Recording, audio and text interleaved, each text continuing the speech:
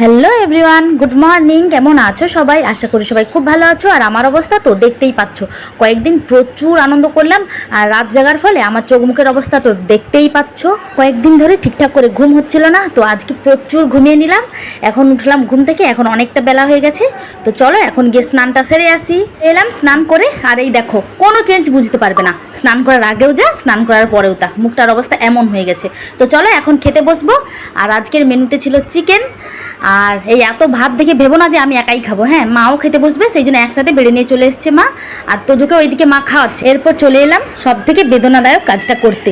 কালকে বাড়ি চলে যাব, সেই জন্য ব্যাগ গোছাতে চলে এসেছি। যেদিন এখানে এসেছিলাম সেদিন যখন ব্যাগ গুছিয়েছিলাম সেদিন তো খুব খুশি ছিলাম, কিন্তু আজকে ব্যাগ গোছানোর সময় প্রচুর কষ্ট হচ্ছিল। কিন্তু কষ্ট পেলে তো চলবে না, বাড়িতে ফিরতে হবে।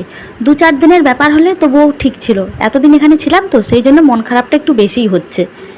তো চলো ব্যাগটা এখন গুছিয়ে নিই, দেখা হচ্ছে পরের ভিডিও।